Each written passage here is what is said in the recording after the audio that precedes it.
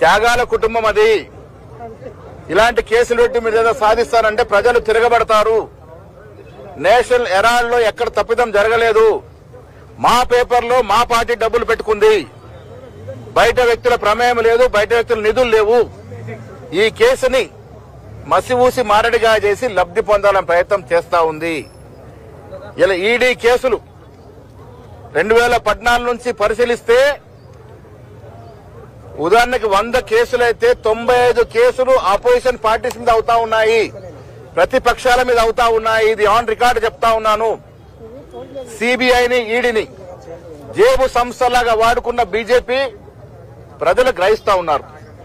కేవలం ప్రతిపక్ష పార్టీల్ని సీనియర్ నాయకుల్ని చేరదీసుకోవడానికి దగ్గర చేర్చుకోవడానికి ఈడీని ప్రయోగిస్తా ఉంది. ఈడీ అధికారులు కూడా వారి యొక్క స్వయం ప్రతిపత్తిగా సంస్థని మర్చిపోయి ఈడీ సిబిఐ బీజేపీ ఏజెంట్లుగా పనిచేస్తా ఉన్నారు. దాని తార్కాణం ఇయ్యాల సోనియా గాంధీ, రాహుల్ గాంధీ ఛార్జ్ షీట్ లో పేర్లు చేర్చడము. పసలేని కేసును పట్టుకుని ప్రజల యొక్క దృష్టిని మళ్లిస్తా ఉన్నారు. అబద్దాలు ప్రజలకు చెప్తా ఉన్నారు. బీజేపీ పార్టీ సోషల్ మీడియా ద్వారా, పత్రికల ద్వారా నేషనల్ హెరాల్డ్ కేసులో లేని విషయాలు చెప్తా ఉన్నారు. మా కోట్ల మీద నమ్మకం ఉంది, ప్రజల మీద నమ్మకం ఉంది, ప్రజా బలం మీద నమ్మకం ఉంది. కాబట్టి ఇలా సోనియా గాంధీ మీద ఛార్జ్షీట్ లో పేరు చేర్చినా, రాహుల్ గాంధీ గారి పేరు చేర్చినా ఇది ప్రజాస్వామ్య విరుద్ధంగా జరుగుతున్నటువంటి చర్య.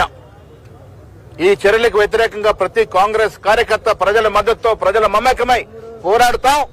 ఈ దేశంలో ఫ్యాసిస్ట్ ప్రభుత్వాన్ని పారదోలుతాం.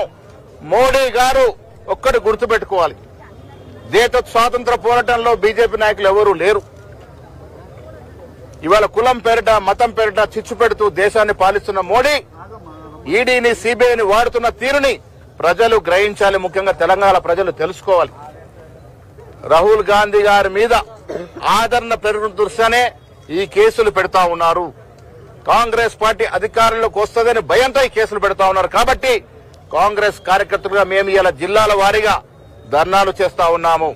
రేపు ఈడీ ఆఫీస్ ఎదురుగా రాష్ట్ర వ్యాప్తంగా ధర్నా ఉంటుంది. హైదరాబాద్ కేంద్రంలో కేసులకు భయపడేది లేదు, వెనకడుగు వేసేది లేదు.